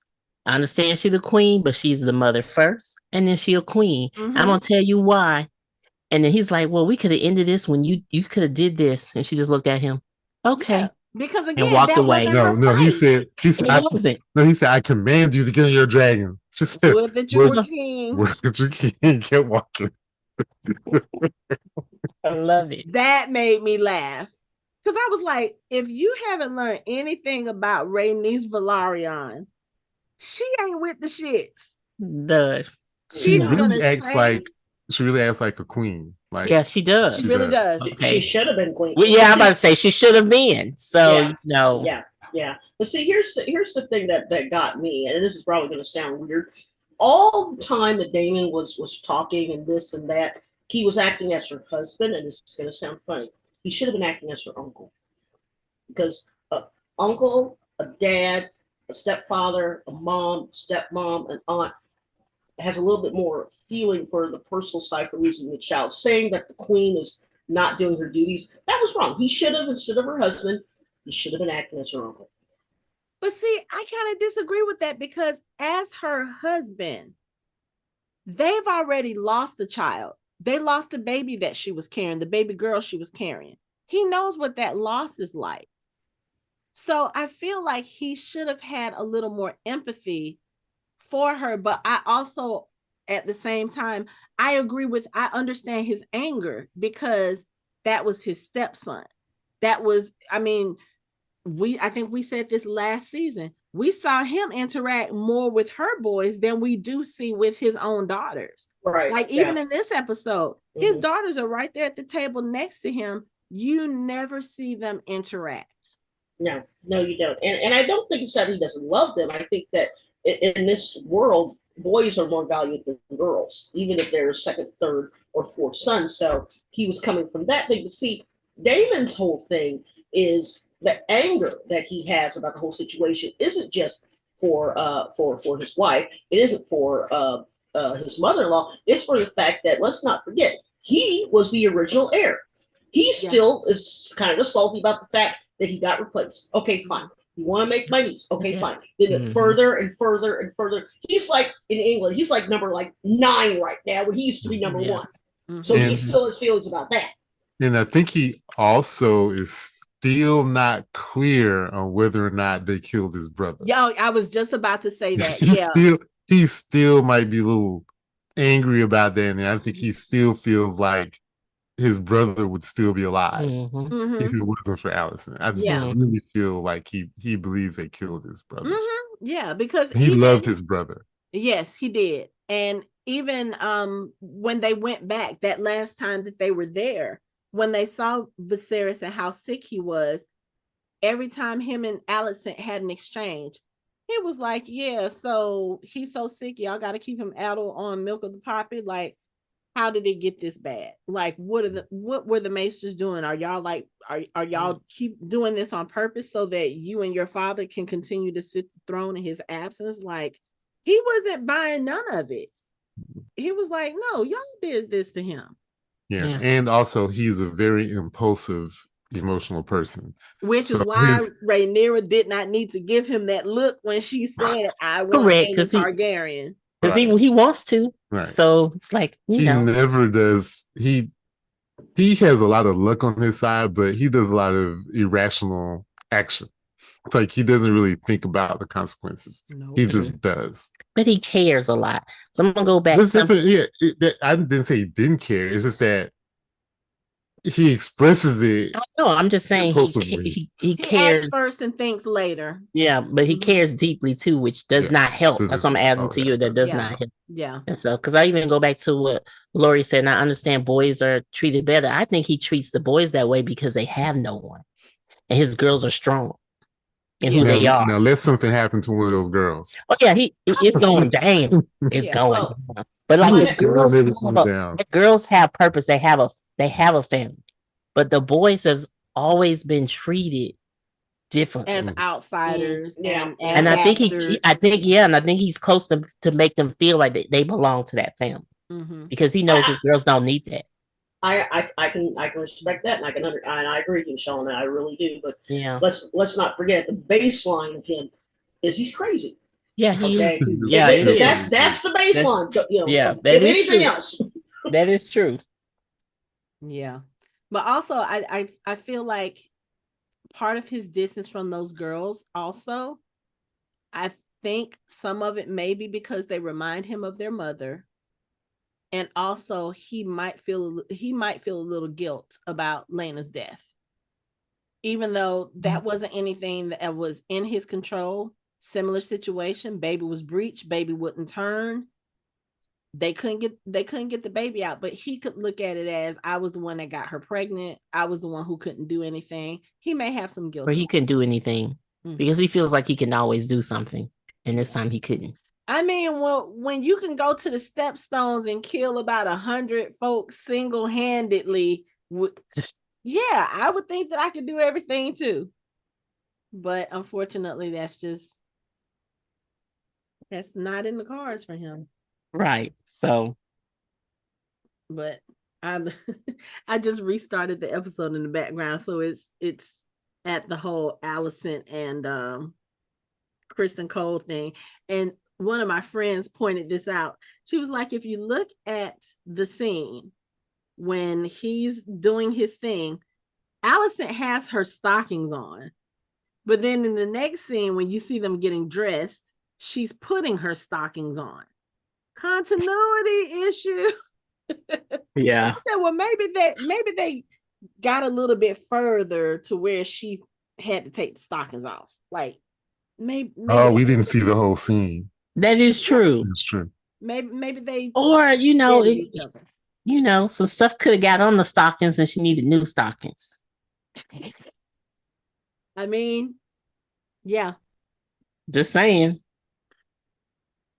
But she needed a fresh pair when she see her other boo later when she has to take her socks off, her stockings off. I think that's not right, and I forgot all about that. I think that boo is not getting the attention he's used to, which is why he killed all the spies and replaced the household staff with his own people. Yes. He was like, what can I do to get back into not necessarily her good graces, but what can I do to pull her back into my web? Well, getting rid of her dad as the hand is not going to bring her closer to you. That's all I'm saying. Actually, but it'll get him closer to what he wants. Yeah. And it actually might help her out a bit, because if if she is feeling like Otto is undermining her, like she said, at that table of men, she's the only female, and we already know that she feels slighted because the night Viserys died, she found out that they had been plotting to usurp the throne anyway without letting her know. So she already feels like she's being undermined by the small council. And then your dad is openly challenging you when you have something to say. So getting rid of Otto might actually help her out a bit, because that would make her the strongest voice to her sons. You know, because as she told Otto, she was like, my sons look to you as the prime example, as, you know, you are what they are following. But my voice needs to be there too, because if she loses them, if they get to a point where they don't want to listen to her anymore, everything is lost, because Alicent is the brains behind her children. Even though Aemon, I feel like, is a little more intelligent, because he's the one nobody paid attention to, so he's observed everything. Just like when Kristen Cole was talking about her, your mother has a gentle heart, Rhaenyra, with her cunning ways, you know, brought her into her web. He was looking at Kristen Cole like, like, oh, so what is this? Okay. So I think Aemon probably doesn't need her as much. Aegon, if he doesn't have Otto's voice, and if he doesn't have Alice's voice, that dude gonna be off the chain, because he's not fit to rule. He really isn't. So yeah. Tyland, the one who was fighting with the prince about the little ball on the table, that's he's a Lannister, right? Yes. Okay. Wasn't he one of the ones that was trying to marry Rhaenyra? Yes. I don't know if it was him or his twin. One of them. I can't remember if it was a twin that was trying to court her. Okay. Or if it was him. I can't remember. He may have been, but remember, we've seen both of them. So yeah. Okay. I believe it was the brother. It was the brother. I think it was a twin. I don't think it was him. Yeah, it was his brother. Okay. Let's see. Do we have anything else that we have skipped over? I think we hit everything. Yeah, I think that's it. Okay. Well, let's see. Strong start, as we said. You know, shit is about to get real now. It was already real. Well, it was already real, but they done killed the baby now. Yeah, so they just didn't kill the baby. Yeah. And I've seen plenty of movies where they talk about, do you know how hard it is to cut off a human head? Like, it's not easy. Right. And see, in the book, Blood beheaded him with a sword in one stroke. Yeah. They went in with daggers. And Alicent was in the room when that happened too. So yeah. But see, it was so chilling. It was so chilling. The only time I've ever been that disturbed by a baby being killed on TV was Battlestar Galactica in the miniseries. When she reaches in the reaches in the reaches in the stroller. Yes, and breaks the crushes the baby's neck. Yeah, and you hear the crack. Yeah. But I can't watch it again.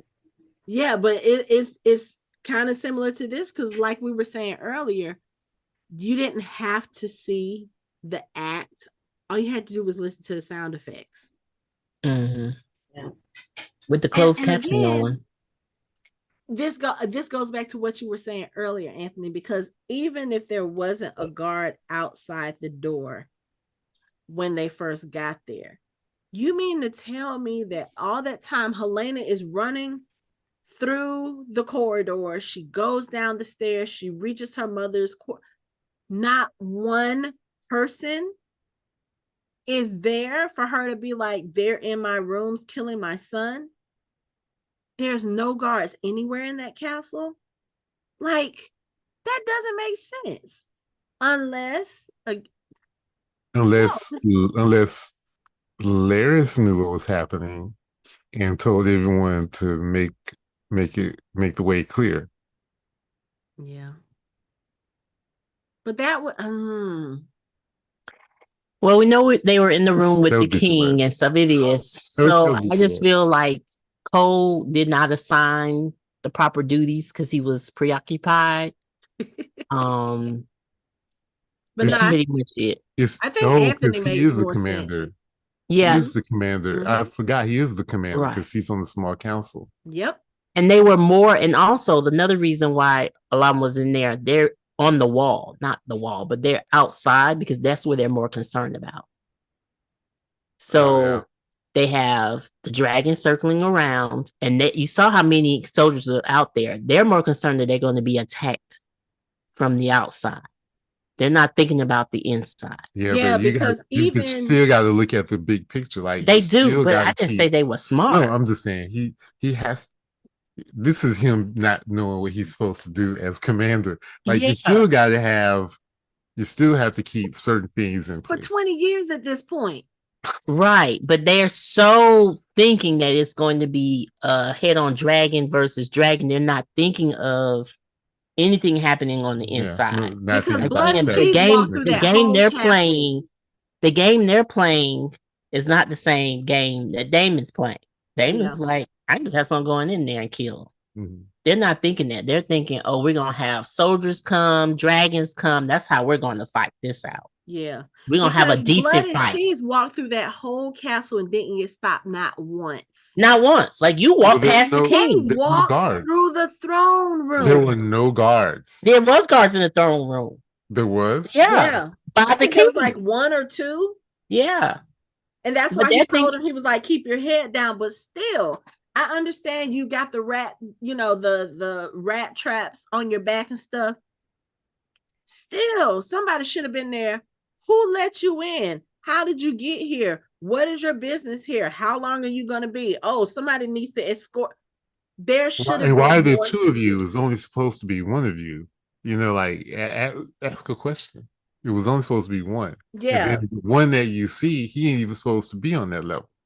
But they don't and that's the thing. Once they got upstairs, no guards whatsoever. Yeah, that's what I'm saying. So they seriously did not think about that. They underestimated what was going to happen. Mm-hmm. When you shouldn't, because the incident beforehand wasn't like Luke shouldn't have died from just going to go visit another location. Mm-hmm. So that was offhand. So that means the attack may be offhand, but you don't think you're thinking unexpected. Yeah, you're thinking, oh, it's gonna be the straight, war with the soldiers marching on the hill and the dragons flying and burning up things. No. Yeah, but the whole I know what you're saying, but I'm saying the whole point. But Cole don't think that. Yeah, but the whole point of always having a guard near the king and the heir is to prevent assassinations. Mm-hmm. That's the whole point, and that's why I said I hope he wasn't supposed to be the one. Right. And again, I don't think they think about assassinations. They're thinking we gonna go to war with them or they gonna kill Aemon. Yeah, but you even think about assassinations in time of peace. That's the whole point of I know. I know. We're not arguing. I'm just saying this is crazy that you don't keep doing what you're supposed to do. Yeah. There's nobody there.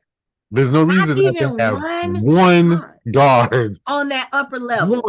It was one guard on that upper level. No, not on the upper level. Yeah, it was. No, there's supposed to be one guard on the air. Yeah, at all times. He was busy. He was busy. No, that's not even the upper. Well, no, yeah, because he went downstairs. Yeah, because Helena went down. She had to go downstairs to her mom. Yeah, he was busy. Yeah, because he probably was because Alicent. Okay, if they're keeping in with the books, Alicent moved out of the royal level because Aegon and Helena has the king's bedroom. Mm-hmm. She is in the part of the castle where the Hands Tower. So yeah, she wasn't even on the upper level. So on that upper level, again, Blood and Cheese walked that whole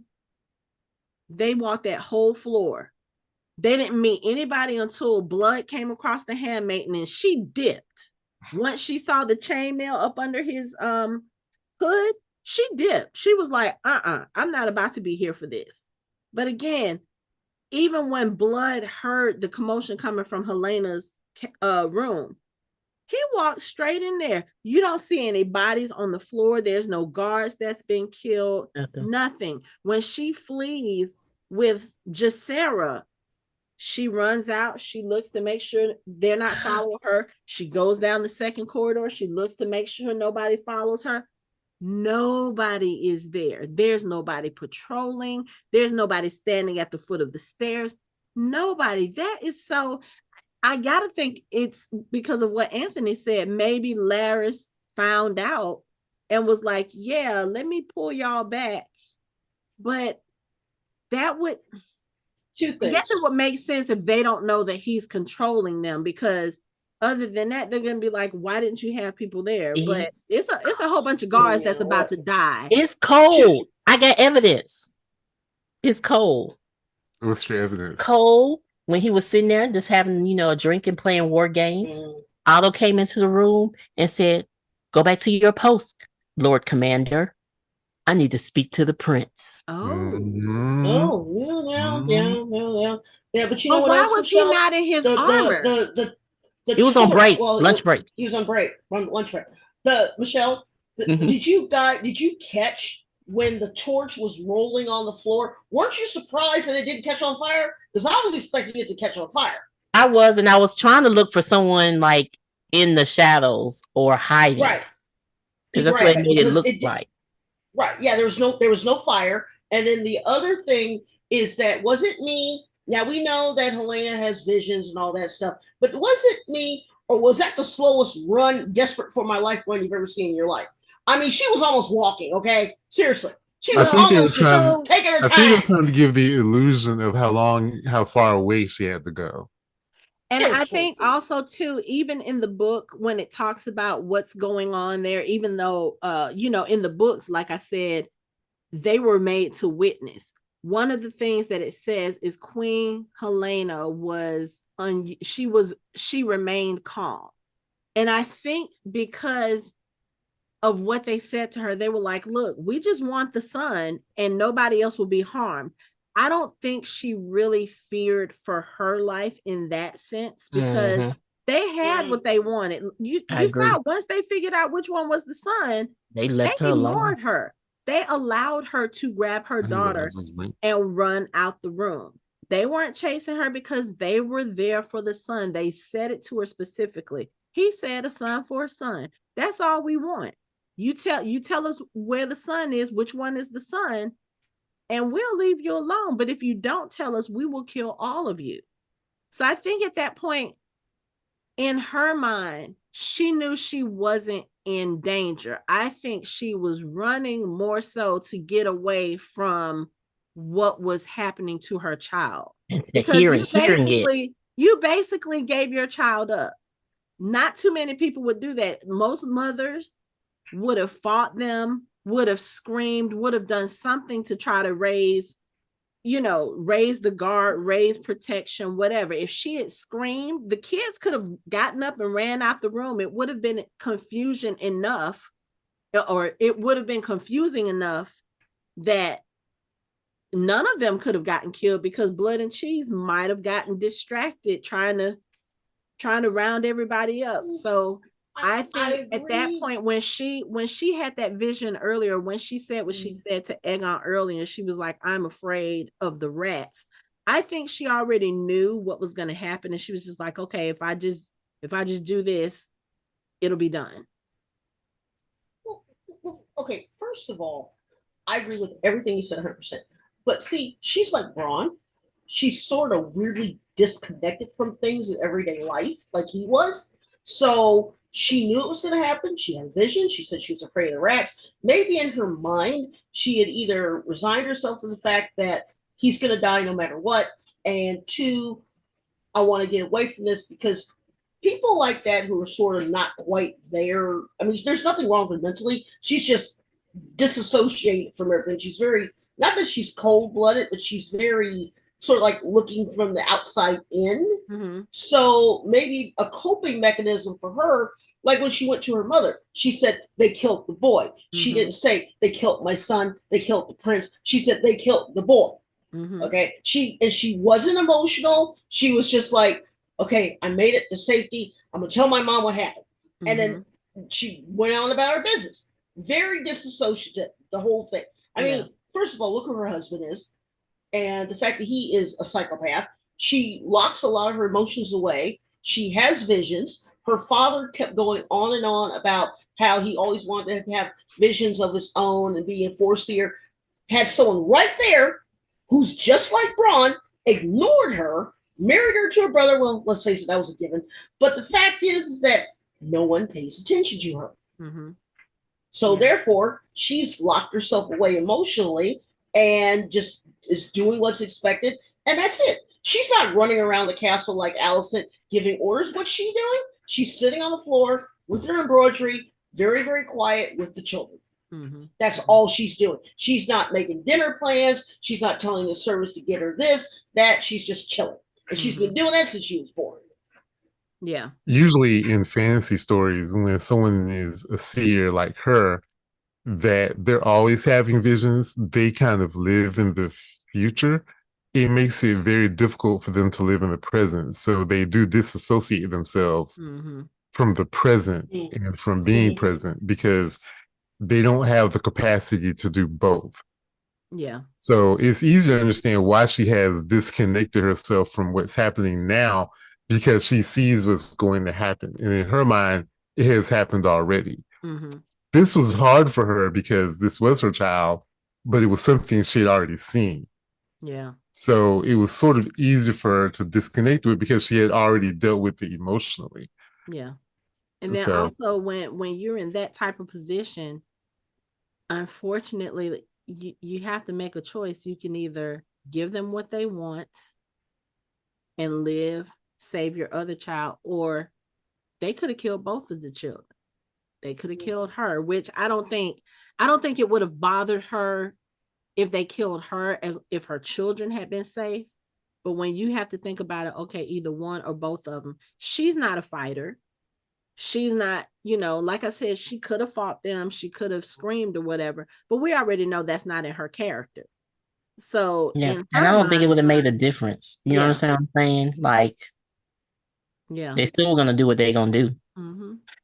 Mm-hmm. And in her mind, she can't lie because she has already seen it happen. She's a slave to what's supposed to happen. Like, she can't change it. Yeah. And the only attempt she made was, she goes, I have a very expensive necklace. He just took it off the neck. That was it's the only thing she could do. Yeah. And we don't know if she did that because that would be evidence of who killed him.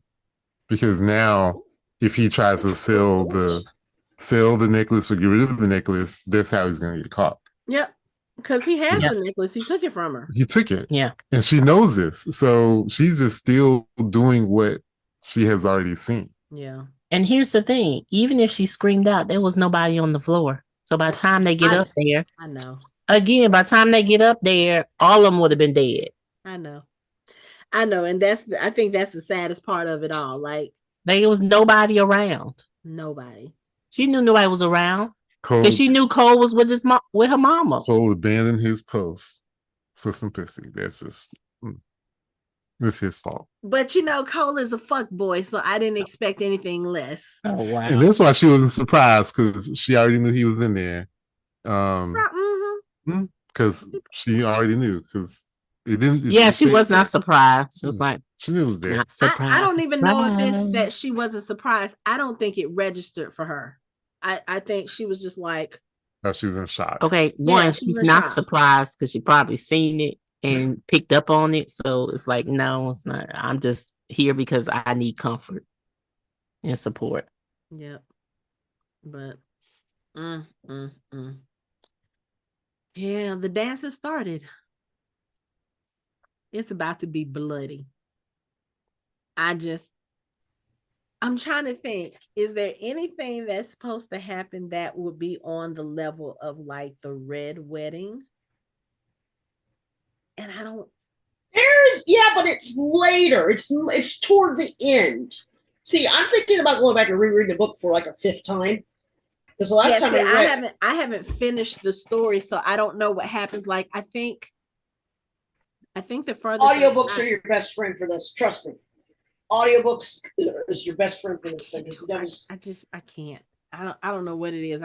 I'm not a fan of audiobooks. It's hard for me to get into them. But I know that the end part, when it gets toward the very, very end, when it gets to Daenerys' dad and all of them, that's when it really gets messed up. And then there's the beginning, but the middle, because this is sort of kind of toward the middle toward the latter. And there is some interesting stuff that happens, but I'm trying to think, was there anything that was really like bloody, except for the end part? And like I said, I got to go back because see, when I did it, I read it by the third episode when it first came out, the season 1. I went back and I listened to it at work because that's what I do, listen to audiobooks all day and podcasts. And I was like, okay, and I think I actually skipped to the part where it was with the show was starting. So I got to go back because a lot of this stuff I kind of remember, half remember, and some of it I just forgot. But I think once the dragons start dying, that's when it gets bloody. Yeah. So, it's about to get bloody. Oh, but we're back. We're back in Westeros. We're back with the dragons, and if y'all starting out the first episode with the baby's murder, I don't even know what to expect for the rest of the season. I'm just here for the ride. I just want to see how bad this is about to get. I do have a feeling though, we were talking about it earlier. I do think we are going to see. I think what happens at Harrenhal is probably going to be what ends out this season because they've mentioned Harrenhal too many times in this first episode. Every other line. Right. So I think that's probably where the big battle is going to be this season. So I kind of sort of know what happens there. I know, Michelle, you don't, but yeah, going back to the beginning of the recording, I don't think I see them going past the third season. I think at that point it will be just drawing it out. Mm-hmm. So technically they can't go past the third season because if they do what they're supposed to do, they can't go much farther. Yeah. So it's like even trying to fill in the blanks from what's told on the page, it would be them drawing things out too much. Yeah, and I think and in the book, I think their story is only 2 or 3 chapters, not even that. I think it's a chapter. It's more than that. Is it more than that? I know it's a big part. I know this story and the first Aegon, I know had big chunks. But I can't. But so I said 2 or 3 chapters because they're long chapters, but yeah, it is pretty significant. Yeah. So, but Harrenhal, I think that they should just put a sign up, and the sign should say "Do not enter," and they should do it for every generation. Just tack it on the wall for Harrenhal, and just don't go in for anybody. Well, I never understood why they still went into it in the main show because I'm like, it's clearly been destroyed by dragon fire. Well, I think I think it's a strategic location. Yeah. I think that's the whole point of Harrenhal. It's a strategic location in the Riverlands. Yeah. And again, they keep mentioning it. So and we got a Greyjoy reference too. Yeah. So yeah, because they need a master of ships. I got giddy. I was like, yes. I'm laughing because I love genealogy and I love the way that the book is actually told when you're reading it. And whenever they bring up a name that's familiar, I get like really happy. It's like, oh, they got this. Oh, they brought that. Oh, they got that. Yeah. So. Okay. So question, Lori, you may remember this more than Anthony or I did. Alan, is that one of Corliss's bastards? See, I saw that and I was like, I couldn't think of it. I don't know. I can't remember. That's okay. If he is, I wouldn't be surprised, but I honestly don't remember him. I know he's in the book. Yeah. But I literally can't remember him. Okay, that's okay. That just means I need to take my book to work this week, and when I have some downtime, I just need to flip through a few pages. I just have to take a break from Outlander for about a week. No. Well, I have to, because the third book in the Children of Blood and Bone series is coming out next week, and I have tickets to the author event. Oh yeah, you did. Yeah. So I need to finish reading the second book. But yeah, I think I'm gonna pick up Fire and Blood again and and reread this story. Just, I may not go too far into the story because, like I said, I never finished the part that talks about the Dance of Dragons. So I don't know. Well, technically speaking, I know how it ends, but I don't know how it ends specifically. So I think I may read up, like I said, up until the Harrenhal part, because I strongly feel like that's where they're going to end the season.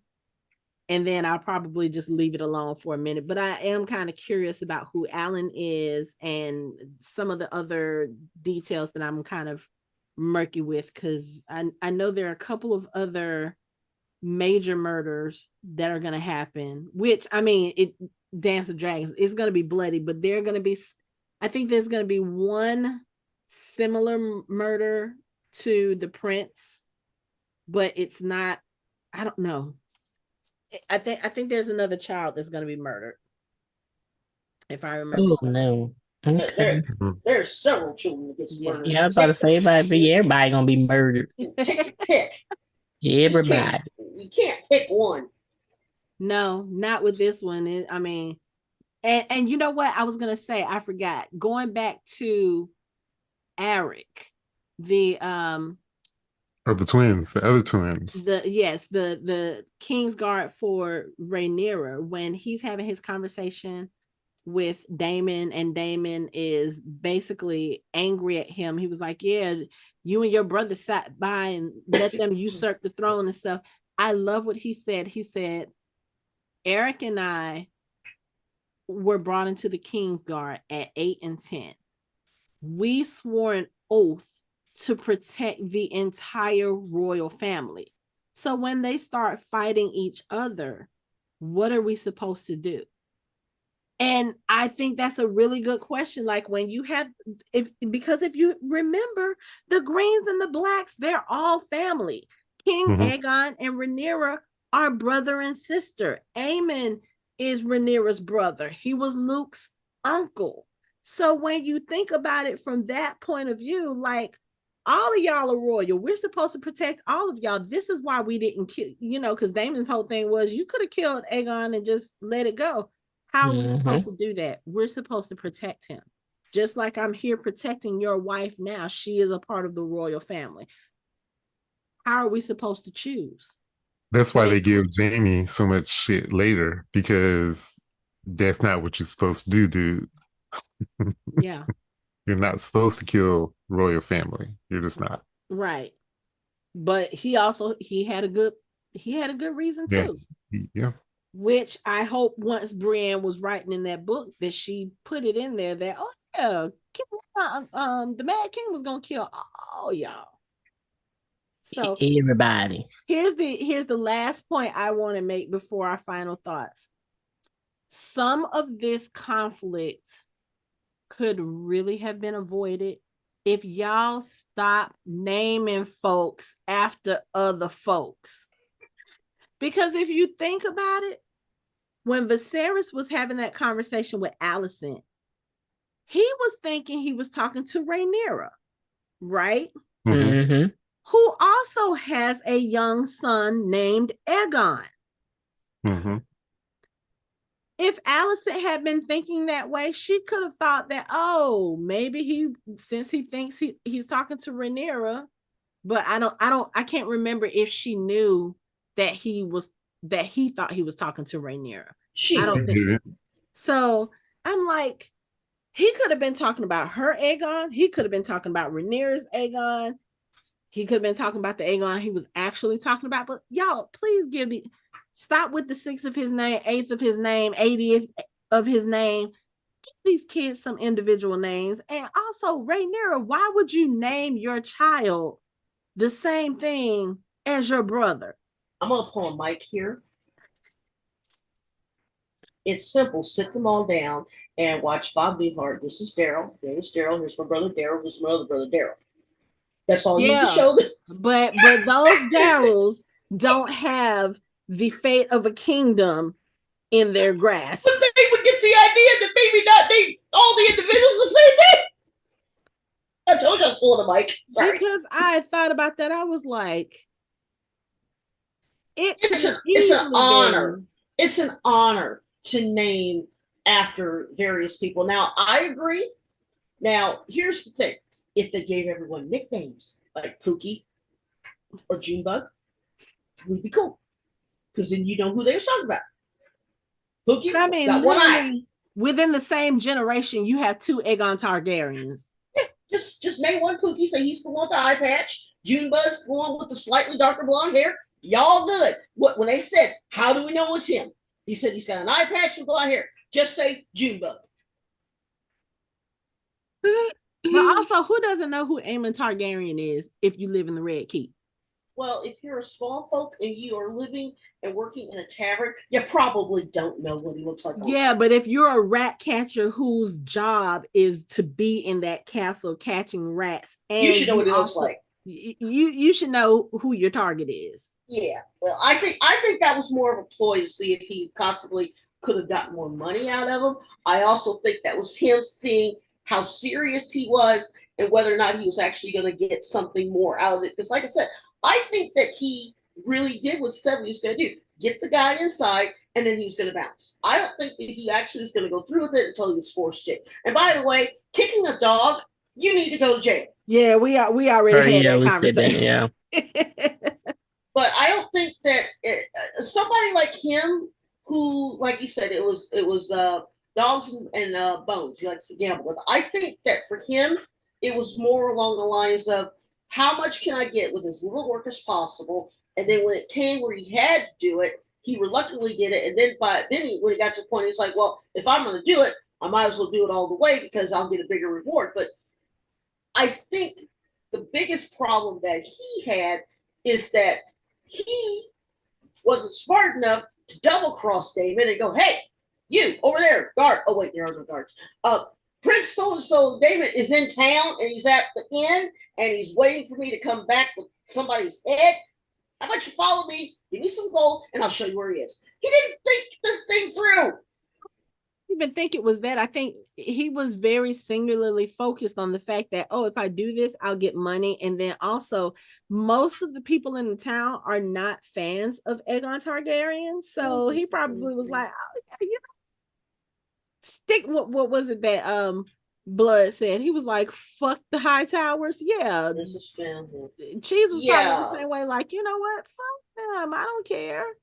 Oh, and also it's playing in the background. There were 5 guards in the throne room. No guards anywhere else. They walked right by him. Yeah, because that's what they were concerned about, the king and no one else. And the other person was not on his post. He was not on his post. Mm-hmm. So he Alicent was on his post. You know what? Y'all got any final thoughts on this episode? No. Well, in that case, that's it for our show. You can find us online at www.fandomhybrid.com. We are on social media, on all the social media at Fandom Hybrid. You can chat with us on our Discord channel. You can watch our videos on our YouTube channel, and you can listen to us on all major podcast streaming platforms. Thanks for listening. We hope you join the conversation next time.